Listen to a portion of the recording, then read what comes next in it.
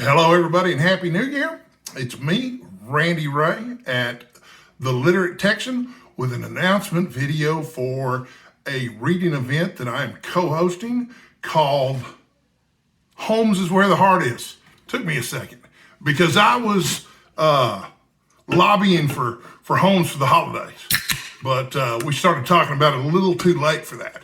But Holmes is Where the Heart Is a February reading event about Sherlock Holmes that is being co-hosted by Jim at Mystery and Mayhem. I'm having a look at my computer so that I don't miss anybody. Greg at Another Bibliophile Reads, and Mark at Book Time with Elvis. As usual, I will post all of that in the description below. So, as with many, but not all BookTube events, this one comes with a series of prompts, okay? Prompt number one was called Long Canon.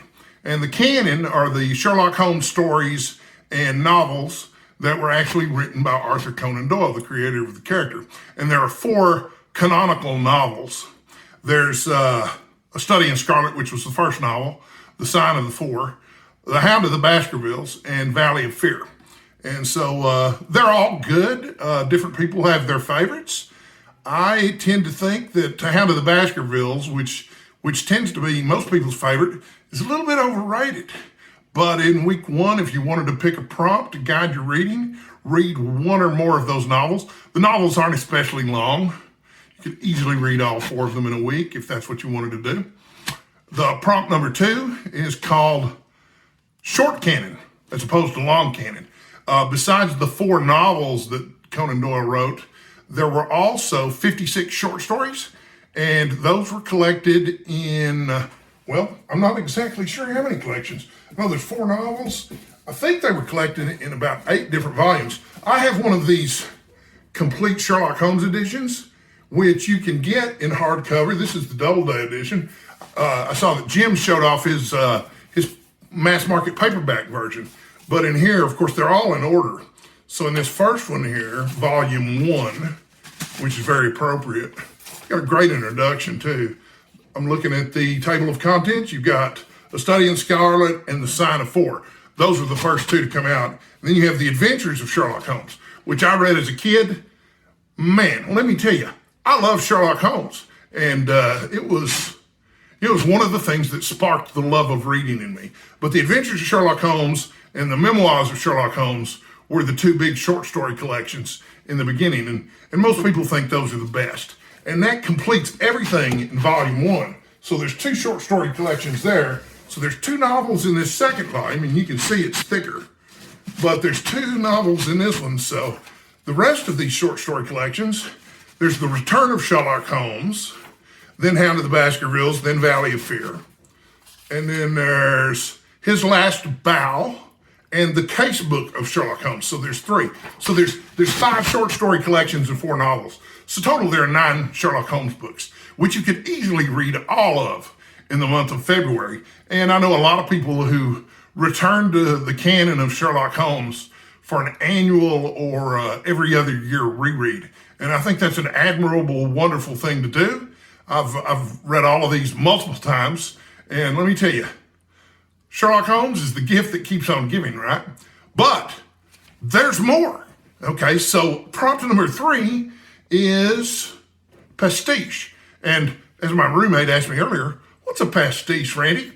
Well, a pastiche is when another author tries to write in the style of an author that they admire. Or they take a character or setting from another author and use that for their book. And since Sherlock Holmes is still incredibly famous, he's right up there with Superman and Mickey Mouse in terms of being recognizable throughout the world. But since Sherlock Holmes is so famous, there's a lot of Sherlock Holmes pastiche fiction. So you may or may not already have some favorites. It might be fun to explore some of those favorites. I have some examples of Sherlock Holmes pastiche fiction that I hope to tackle in February. And February is a great month, folks. I mean, it's the month of my birthday. I'm going to be 54 years old, if you can believe that. I know, I've got a youthful gleam in my eye, but I am 54. So I'm going to show off some of my pastiches. Normally, I don't spend a lot of time with mass market paperbacks anymore. They've become hard for me to read, even with my glasses, because the print is so small. But I have a book by John Gardner here called The Return of Moriarty. And rather than a novel about Sherlock Holmes, it's a novel about his arch nemesis. And it's the beginning of a series. This is not the John Gardner that wrote literary fiction either. This is the John Gardner that writes detective novels. So this is not the same person that wrote Grendel. Although, imagine my excitement when I first bought this and thought that it was, you know. So this came out in 1974. I don't know when the sequels came out. I don't remember which of the sequels that I've read, but I'm looking forward to digging into this. In terms of other pastiche fiction, I got a stack of stuff here, but it's not very well organized, so forgive me while I reach around stuff. I have The Lost Adventures of Sherlock Holmes here. The Lost Adventures of Sherlock Holmes are based on the radio plays by Dennis Green and Anthony Butcher. And I don't know if I'm pronouncing that correctly or not, but I know that I like Anthony Butcher. So there are, it looks like, there's 13 stories in here, all of which were radio broadcasts featuring Basil Rathbone and Nigel Bruce. So, I mean, they were pretty famous Sherlock Holmes and Watson actors. It's going to be pretty, old-fashioned, and it's probably not going to be the kind of experience you expect from reading Sherlock Holmes, but I'm going to give these a whirl anyway because I think they might be fun. And at my age, when I'm reading, I'm looking to have some fun. Forgive me, I'm going to take a sip of drink. More pastiche stuff that I have here. I have The Exploits of Sherlock Holmes. And this one's interesting because it was authorized by the estate. And these were written by Adrian Conan Doyle and John Dickson Carr. John Dickson Carr, as I understand it, is famous as a master of the locked room mystery. Adrian Conan Doyle, of course, is famous for being the youngest son of Sir Arthur Conan Doyle and his literary executor. It says here he wrote at the same desk his father used and tried to recreate each particle of atmosphere that formed Sir Arthur's environment. So I don't know how much of the writing he did as compared to John Dickson Carr, but I'm looking forward to reading it and seeing what I think of the stories. I haven't read any of them, so it looks like a lot of fun. And so I also have a book here called Shadows Over Baker Street, New Tales of Terror. Sherlock Holmes enters the nightmare worlds of, H.P. Lovecraft. Okay? Love the cover art on this. I think it's beautiful. I used to have this in hardcover, I think. Edited by Michael Reeves and John Pelan. Okay, so I've read two stories in here before. The first is called A Study in Emerald by Neil Gaiman, and it is outstanding. It is a terrific story. I think it's won multiple awards. Then I also read Tiger by Elizabeth Bear. I was less impressed with it. These are not necessarily, how would you say, in continuity with each other, these stories. It's just an anthology. The Case of the Wavy Black Dagger by Steve Perry. A Case of Royal Blood by Stephen Elliott Altman. The Weeping Masks by James Lowder. I'm actually optimistic about that one. I'm a fan of James Lowder's.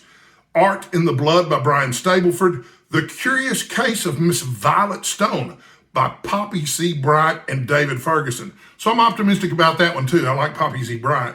The Adventure of the Antiquarian's Niece by Barbara Hambley. The Mystery of the Worm by John Pelan, don't know how to pronounce it. The Mystery of the Hanged Man's Puzzle by Paul Finch. The Horror of the Many Faces, that's a great title, by Tim Lebanon. The Adventure of the Arab's Manuscript by Michael Reeves. The Drowned Geologist by Caitlin R. Kiernan. I haven't read any Caitlin R. Kiernan myself, but I was in a book club with a woman whom I liked very much, who loved Caitlin Kiernan, so I'm optimistic about it. A Case of Insomnia by John P. Verlis. The Adventure of the Virish Sign by Richard A. Lupoff. Optimistic about that too. I like that author. The Adventure of Exham Priory, F. Gwynplaine McIntyre. Death Did Not Become Him by David Niall Wilson and Patricia Lee Macomber. Don't know that. Nightmare in Wax by Simon Clark. Anyway, this thing's 420 pages long. My suspicion is that the stories are of varying quality, and of course leading with A Study in Emerald, which is so good. It's almost like a guarantee that the rest of them are going to be disappointing. So, also in terms of pastiche stuff, I'm a really big fan of a character named Solar Pons, who was created by August Derleth, who was also instrumental in founding the publishing house Arkham House and for editing the works of H.P. Lovecraft. He was a friend of H.P. Lovecraft's. But I don't have any examples to show you here, although I've read them. Somehow my collection of his novels and short story collections got lost in one of my moves. But from what I understand, he went to Arthur Conan Doyle and asked him if he could continue the Sherlock Holmes stories. And Conan Doyle said, I'm flattered that you offered and you're a very good writer, but no. So August Derleth created a character named Solar Pons, and he and his trusty sidekick, Dr. Parker, live at 221 Prayed Street with their landlord, who is not Mrs. Hudson, but has a similar name. Everybody has similar names. Everybody has counterparts. But they actually live in a setting where they know about Sherlock Holmes. Sherlock Holmes exists, but he's really old because these stories are set in the 30s and 40s and 50s rather than, in the 1890s and stuff. So anyway, they're excellent. August Derleth nails it. Absolutely nails it. Also, in terms of pastiches that are really good, I cannot recommend too highly that you check out the 7% Solution by Nicholas Meyer, which is the best of his 5, but they're all really good. I also really like the West End Horror lot, the first 2. I read those as a kid, and they kind of reignited my fascination with Sherlock Holmes. But, that's barely scratching the surface of the pastiche novels that are available if you're a Sherlock Holmes fan. Also, it's time to move on to number 4. Legacy characters. These are characters who were clearly inspired in some way by Sherlock Holmes. And so I've only got 2 on my reading list. This is basically my TBR for the month of February that we're looking at here. But I've got 2 here, and one of these, and I'm going to mangle the pronunciations of these 2, so just get ready for that. Let's see if I can pull them up here. You got to be smarter than the Kindle is one of the tricks. Okay, it's saying just a sec. But I'm going to show you the covers of these 2 books that I'm going to read one way or another. I'm going to get there, I promise. I have a Kindle Fire, but it's not the latest one. It's the one before it. Okay, so here's a book by Rex Stout called Fer-de-Lance, a Nero Wolfe mystery. Okay, so Nero Wolfe, from what I understand, and I haven't read any of these, my mother liked them, is a fat and lazy but brilliant armchair detective with a sidekick named Archie, who's more akin to a hardboiled detective from, your 30s noir novels, who does all the field work for him, but he does the thinking. So that sounds really good to me. I think there are hints, from what I understand, and I could be wrong about this, it's just what I've heard, that Nero Wolfe is an illegitimate son of Sherlock Holmes in the story. But I don't know about that. I mean, we'll see. The other one that I've got picked out is Murder on the Orient Express by Agatha Christie, which I've always meant to read, and it is a Hercule Poirot mystery. And this is the cover of it on Kindle here. And I'm looking forward to it. I've read The Murder of Roger Ackroyd before, and I really liked it. Agatha Christie, she's one of the greats. Why would I not check that out? But, there's probably countless other examples that you look at. I know that there was a short story writer who appeared in almost every single issue of Ellery Queen Mystery Magazine and Alfred Hitchcock Mystery Magazine until he died. His name was Edward D. Hock or Hoke. I'm not sure how that was pronounced. But he had a series of novels about a doctor named Sam Hawthorne, who had the same initials as Sherlock Holmes, but also a clear descendant of Sherlock Holmes. Anyway, that's it. That's my reading announcement. Go check out Greg's video, Mark's video, Jim's video. They're all great videos.